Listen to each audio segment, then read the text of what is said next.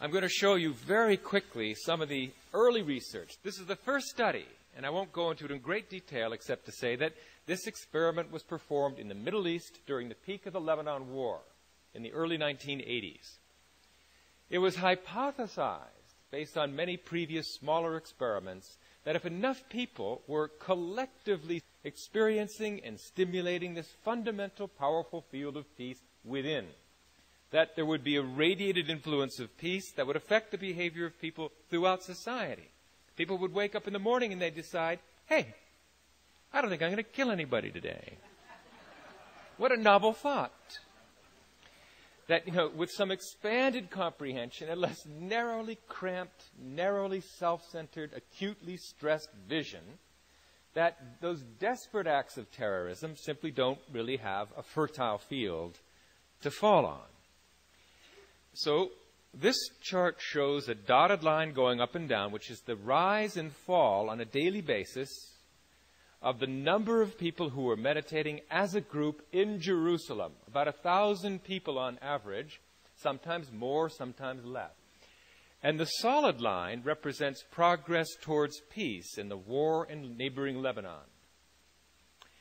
And even before the benefit of statistical analysis, you can almost see from the raw data that progress towards peace, measured by reduced war deaths, reduced war injuries, reduced number of bombs, that progress towards peace goes up and down almost in lockstep with the number of people who were meditating as a group, radiating this influence of inner peace to become outer peace.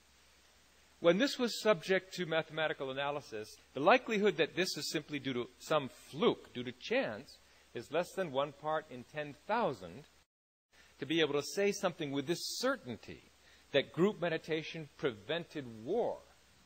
That is a really remarkable finding. When this was published in the Yale University Journal of Conflict Resolution, it ignited a firestorm. First of all, it took 2 years to publish the paper because the editors reviewed it and reviewed it and reviewed it, and they said in the end, this paper is unassailable. This paper was performed at a standard of scientific rigor far beyond that required for publication in any journal. So they had to publish it, but they published it with a letter. And the letter in the journal said, the results of this experiment are so unexpected that 1,000 people could influence the behavior of 1 million, that they urged other scientists to go out and repeat the study. And that's exactly what happened over the next 2.25 years. 7 other scientific collaborations went out and repeated the study, training and assembling groups of meditators, practicing transcendental meditation.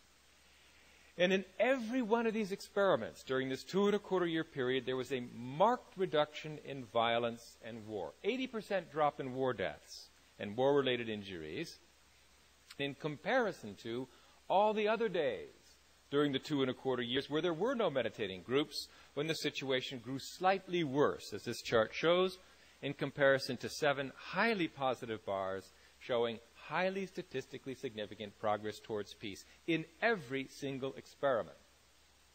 If you put these together, the likelihood that this reduction of war was, again, simply due to chance and not due to the meditating groups was less than 1 part in 10 million. There is far more evidence that group meditation can turn off war like a light switch than there is evidence that aspirin reduces headache pain, for example. It is a scientific fact